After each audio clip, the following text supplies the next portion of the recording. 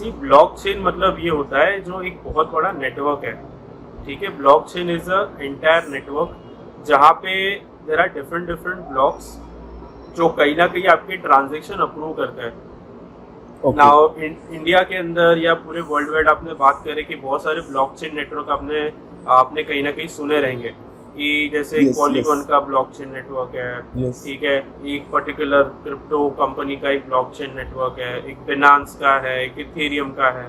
सो ये सारी कंपनीज है जिनके खुद के ब्लॉकचेन के नेटवर्क बने हुए हैं।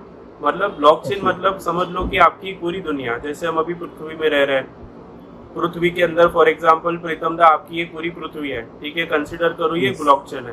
तो अभी आपने अपनी यस। पृथ्वी के अंदर उसके क्या नियम रहेंगे, क्या रूल्स रहेंगे, क्या रेगुलेशन है, वो आपने डिफाइन कर दिया। प्रीतम ने बोला कि राइट। यार यहाँ पे ये कंट्री होनी चाहिए, यहाँ पे ये रिवर है, यहाँ पे ये ओशन है, यहाँ पे ये चीजें है, तो ये आपकी दुनिया है प्रीतम। तो जैसे आपकी दुनिया के कुछ अलग नियम है, एक देयर इज बेसिकली सैचुरन, तो ये एक अलग दुनिया है, एक अलग ब्लॉकचेन है जिसके अपने रूल्स और रेगुलेशन होते हैं। सो जब ब्लॉकचेन एकदम सिंपल भाषा में समझने की बात करते हैं तो ये अलग अलग ब्लॉकचेन नेटवर्क है। अभी प्रीतम ने बोला कि चलो ये मेरी दुनिया है, इसके अंदर मैं कंट्री बनाऊंगा, ये कंट्री के अंदर मैं ये डेवलपमेंट करूंगा, ये मैन्युफैक्चर करूंगा जिसके कारण यहाँ पे रहने वाले लोगों का भला होगा, और अगर कुछ गलत होता है तो प्रीतम आप वो पूरी चीजें मॉनिटर करने के लिए। तो ऐसे ही ये राइट। ब्लॉकचेन होता है।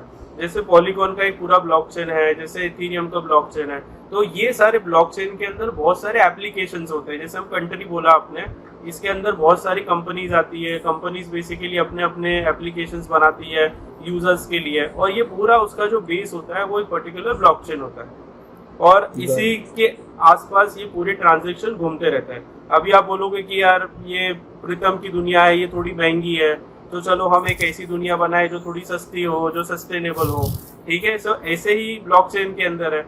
जैसे एग्जांपल में दो की लोग जब बात करते हैं इथेरियम, तो इथेरियम एक ब्लॉकचेन की दुनिया है, बहुत अच्छी है, बट लोग बोलते हैं अरे बहुत महंगी है, ट्रांजेक्शन कॉस्ट बहुत महंगा लगता है, अगर मुझे इधर से इधर आपको पैसे भेजने हैं तो बहुत महंगा है।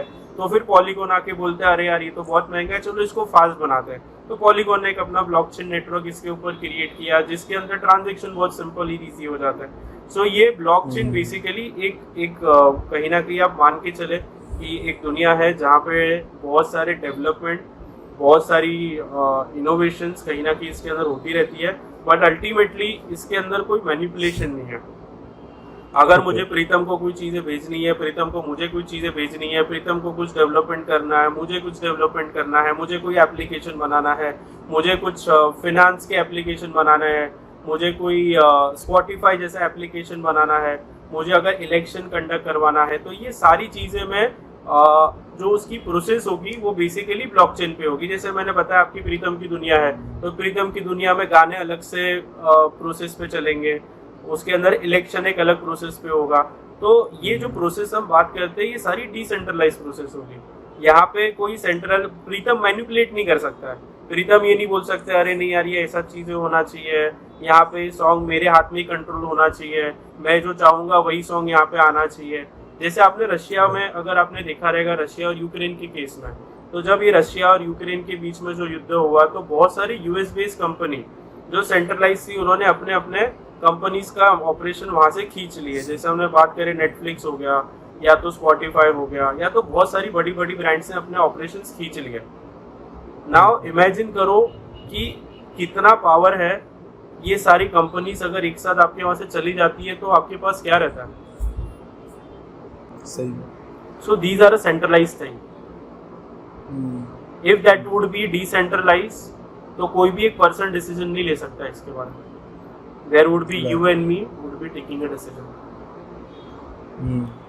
तो मीन्स आप जो बोल रहे हो, मतलब जितने सारे पकड़ लीजिए, मैं अगर एक सिंपल सा एग्जांपल देने की कोशिश करूँ, अगर लीजिए बिटकॉइन है, ठीक है, तो बिटकॉइन का एक जो मैन्युफैक्चरर है, बिटकॉइन को जो कंपनी ने बनाया है, उसने अपना एक ब्लॉकचेन टेक्नोलॉजी बना के रखा है।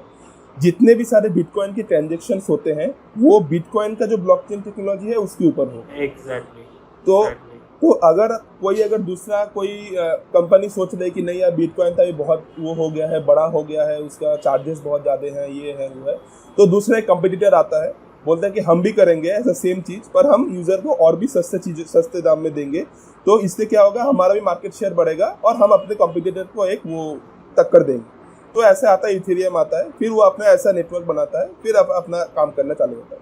तो मतलब blockchain technology is a technology that is may be their own technology. Her company का अलग अलग टेक्नोलॉजी है, और वो टेक्नोलॉजी में कैसे वो काम कर रहा है वो उसके पास है। वो कैसे भी करे, ट्रांजेक्शन अप्रूव कैसे कर रहा है, कैसे क्या चार्जेस है, वो उसके ऊपर है। ओके, ये एक सिंपल सा चीज़ मुझे समझ में आया। मैं सोच रहा था कि ब्लॉकचेन टेक्नोलॉजी एक ऐसा एक वन एंड ओनली टेक्नोलॉजी है जिसमें सब क्रिप्टो करेंसी एक साथ काम करते हैं। मैं ये सोच रहा था। Okay okay.